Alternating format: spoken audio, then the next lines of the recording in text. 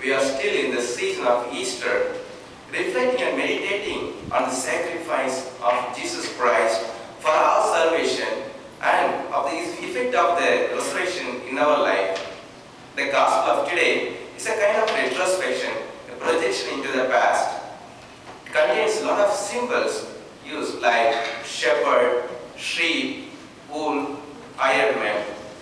The author uses these symbols to explain Jesus' mission for the world. The work of the Messiah is to lead the people to the green pastures where life springs forth in abundance. The image of the Good Shepherd was not invented by the Gospel writer John. It's a symbolic discourse from the Old Testament where the prophet Ezekiel, speaking to the exiles in the Babylon, observes that the leaders of Israel were, throughout the history, they were bad. They were bad shepherds to lead astray the people to death and impotence. They were in misfortune. And he says that God himself will lead these people. God himself will lead the people from bondage, from slavery to freedom. After the resurrection of Jesus, today's liturgy is a kind of promise. It was fulfilled in the person of Jesus Christ. In the book of Ezekiel, we heard that the Lord will be the one who will lead the people to salvation and freedom. And here, Jesus is the Good Shepherd. This passage is a kind of controversy between Jesus and some of the Jewish leaders. Jesus condemns the leaders such as how to treat the people. They are interested only in themselves for their own benefit because they are thieves and robbers. Jesus claims himself as the Good Shepherd. The word good could be understood as model or ideal, model pastor or ideal pastor. And Jesus says that the Good Shepherd will be able to give his life for his own sheep. And he compares two figures of the shepherd, the false shepherd and the true shepherd. And what could be the distinction point from the false and the Good Shepherd? It is their own attitude towards the wolf.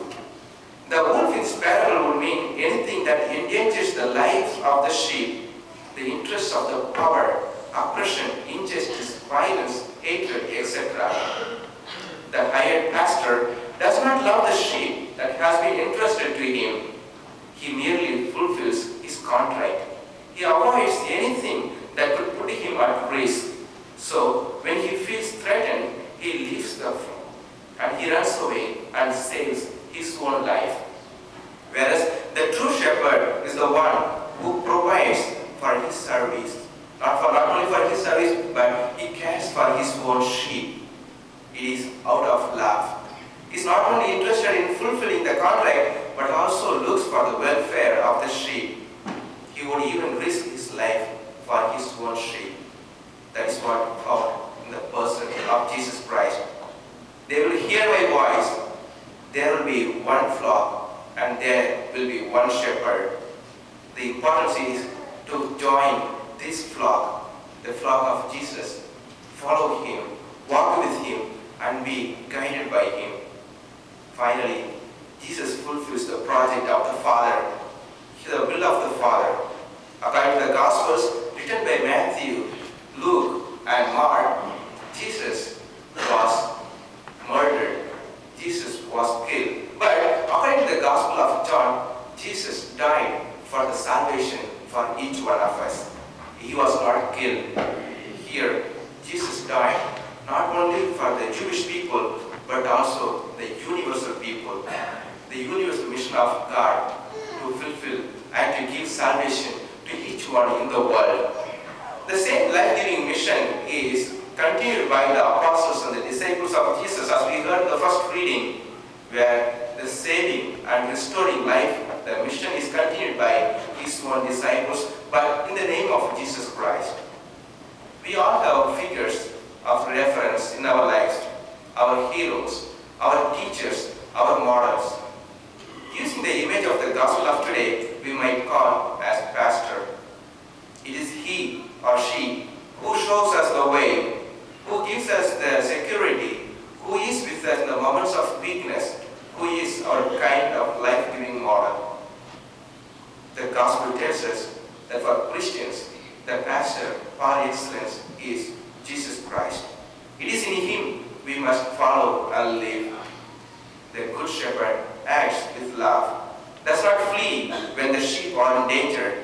He maintains a unique, special personal relationship, knows their suffering, tragedies, hopes and dreams. The qualities of Christ, the good shepherd, should make us realize that we can trust him fully and unconditionally without fear and entrust our life to him. Furthermore, these acts of Christ must be a reference for those who have responsibility for the people also. In the flock of Jesus, there is salvation for all, without exception. What is needed is to hear the voice of Christ and follow him, to adhere to the plan of salvation that he came to bring, travel the same path that he walked, in total surrender to God's plan and service, and love of our brothers and sisters. Jesus, we believe and accept that you are our true shepherd. You lived for us, you died for us, and once again, you rose again for us. We ask for your protection and guidance, Lord, safety and security day after day, strength and energy, so that we will be able to live our lives in accordance with your will and plan. May this result, Lord, day after day, continue to bless you. Amen.